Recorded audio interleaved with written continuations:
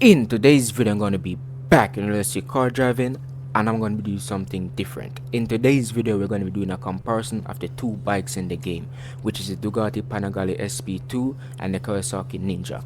And now we're going to be starting off with the Ducati. Now this thing is fully tuned. Well, both of the bikes are fully tuned, so let me test the tuned top speeds and how long it takes to get to its top speed. This is the first time I'm doing something like this with two different vehicles or bikes, but we'll just have to see how it goes. But this is not going to be easy, or this video is not going to be easy to make, so I hope you guys enjoyed, and if you do, make sure to leave a like. So let's launch this thing in 3, 2, 1, blast off. Amazing launch there, a lot of third spin, but we're good. Let's get some first person action. So far we're about to hit 300, yes, that's nice.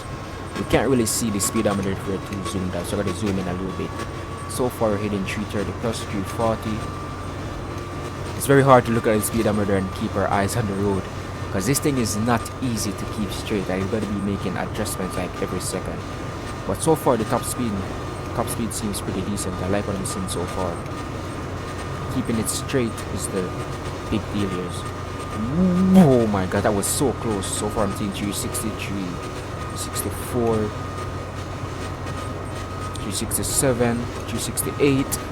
Oh my, 368 was the highest I've seen. I think if we wheel we should be able to go faster. Let's test it out.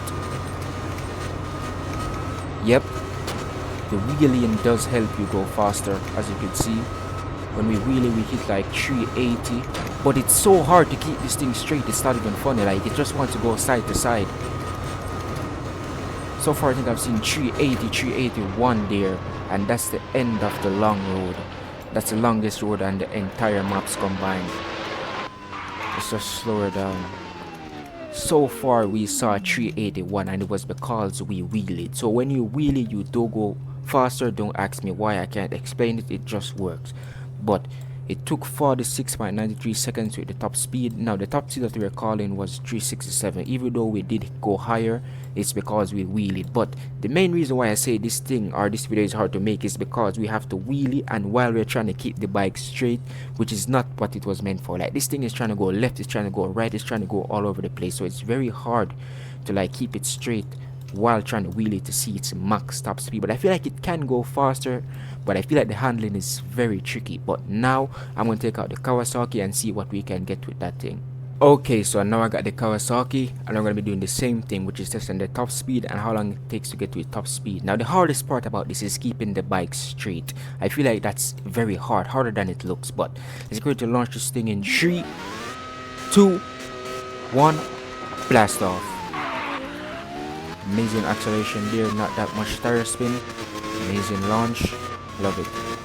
Let's get a little first person action, and we can see the speedometer a little better here. It's more visible, so that's also something I noticed. A little attention to detail, but not a major difference in terms of performance. But oh yeah, this thing is definitely faster. We're able to go way over 367 before it even redlined. The Kawasaki like started to redline at 367, so that means that this thing is faster. I think we're about to hit 400. Yep, it's starting to redline. It's redlining at about 408, 409, 410. Oh, it's climbing. 410, it's redlining at.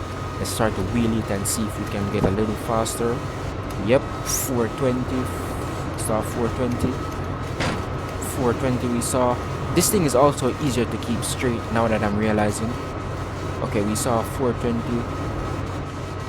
417. Okay, that's the end of the long bit. That's the end of the straightaway, I should say. The highest I saw was 420, so this thing is definitely faster than the Ducati. But the bikes are very, very, very hard to keep like straight and from crashing into the rail. Like that's why I say this video is gonna be very hard to make, because like keeping the bike straight is so hard, it's not even funny. But it took 41.55 seconds with the top speed of 410. Now the reason I say 410 even though we were able to hit 420 is because we had to wheel it to get to 420. Now I don't know why the wheeling makes the bike faster. I can't explain what, if it's realistic or not. All I know is that it does make you go faster if you wheelie. So the realistic top speed is 410. The top speed if you wheelie is 420. I feel like you can still go faster, but now I'm gonna fact check the gearbox in the customization shop to see if it's actually accurate for both of the bikes. But let's just do a quick little wheelie to show you guys how you can wheelie a little better. So if you leave the handbrake on and you start to wheelie, it's a lot easier to control than if you have it off. I don't know why it's behaving funny now, but it's easier to keep the bike in the air if you have the handbrake on than if you haven't. So if you play the game and want to wheelie but you keep failing, just leave the handbrake on or hold the handbrake while you're wheeling. It makes the bike stay in the air a lot longer, a lot easier. I don't know why it works, it just works. I figured that out randomly, but definitely works. Okay, let's go do the fact checks now. Okay, so the fact check is pretty much what the gearbox top speed says. So if we go in the gearbox and you look at it, it says the top speed right here. This top speed says 380, which is correct, but we had to wheelie the bike to get to the top speed. So I don't know why we have to wheel it. I wish it would just stop out at the correct top speed without us having to wheelie. But if we do raise it up, you can see that it says a red number, which I don't think that's possible. So yeah, if we move it higher or lower than the current number, it redlines. Well, it pretty much says give us a red indicator. That means that the gear is impossible, or it's impossible to reach that speed. For the Kawasaki, hold up, let me find it real quick. So that the gearbox or the speed for that is actually correct. Some of the cars is incorrect because some of the car gives you a top speed that you can go beyond, and some of them give you a top speed that you actually can't go beyond. So let's set the Kawasaki real quick. The highest you got with it was 420, so let's see if it's actually correct. 418, so that is not correct because you were able to hit 420. Let's see if we can change that to a little lower to see if it actually goes to. Wait a minute, what? Whoa, hold up. Okay, so we can't.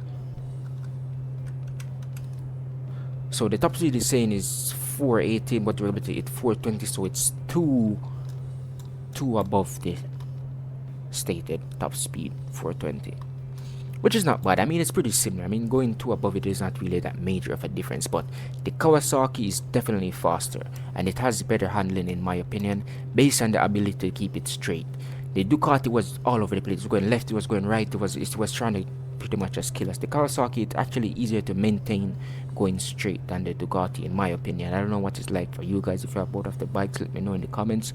But in terms of speed, this thing is definitely faster in top speed and quicker in acceleration, and it does cost less, which is kind of surprising to me because this costs like 196 I think, and the Ducati costs 265. They're not crazily expensive, but the one costing less being faster and better in handling is kind of surprising to me.